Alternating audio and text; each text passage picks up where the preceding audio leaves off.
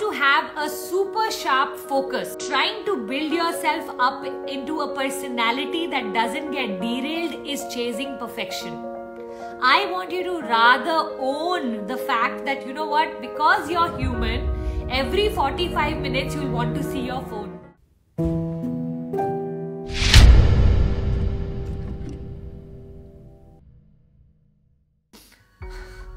Warrior Yogi, I don't know if you like my answer to this, but can I tell you, I'm not good with this super sharp focus. Rather, I feel human beings derail every day, every alternate day, every week. So trying to build yourself up into a personality that doesn't get derailed is chasing perfection. I want you to rather own the fact that, you know what, because you're human, every 45 minutes you'll want to see your phone.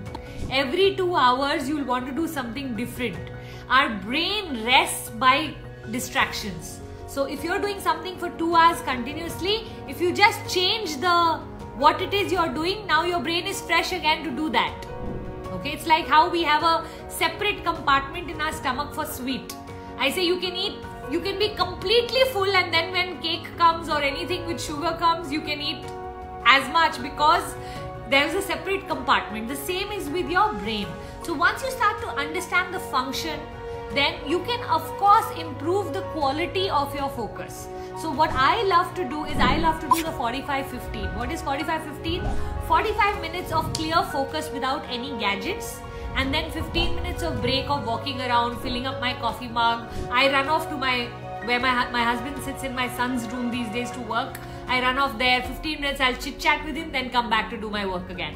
So I love the 45-15 way of working. That kind of tells me that my brain can go as long as 45 minutes without starting to feel the need for a break.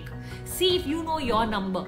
Try to figure out, is it 30-15? Is it 45-15? Some people, I think like my brother, can go 2 hours straight and then only need a 15 minutes. So optimize your own efficiency by starting to understand what you do.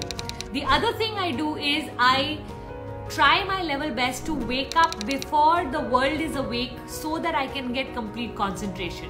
The minute my staff starts to walk around, my children has doubts and questions, there are people around me, the world needs me, my team needs me, of course my creativity is not at its best. So waking up early, I wake up at 4:30 every day. 4:30 to 7:30 is my sacred time of creation. After that in the day, I don't even try to sit down and do creative work. So look for not only your slots, but look for your, what time in the day. Some people are night owls. For them, the night works. When the world goes to sleep, they are able to work better. Some people are morning people. For some people, this 10 to 12 is a very efficient time, I normally always say before lunch, you should finish with your big things. Especially if you're a morning person, because after lunch, the energy starts to drop. With every hour going, your energy is falling. So again, I'm just saying this, but you have to check what are your energy high points in the day. So time of the day, the duration of the day, and then of course activities to build your focus. I love doing mandala art. For 1 hour I can keep painting, drawing, and I won't feel tired because my brain is so present with what I'm doing. Anytime in life you do anything that makes you present with something, you will rather get energized rather than tired. So look for things that make you present. Meditation helps in getting present. Breathing helps in getting present. Lighting a candle and looking at the flame for 2 minutes help you get present. Sunlight helps you get present. So look for ways that you can bring your focus back when you get distracted. I was watching, at one point I was learning how to write a book by Brian Tracy, and he said if you just have instrumental classical music, Beethoven kinds, going on in the background, our brain doesn't get tired. That when you have instrumental music going on and you do work versus when you don't have music going on, there's a whole science to this of how your brain is able to switch off, switch on what it needs, not music with lyrics. Some people, music even with lyrics works, but the science says that instrumental music actually continuously keeps relaxing the agitated mind.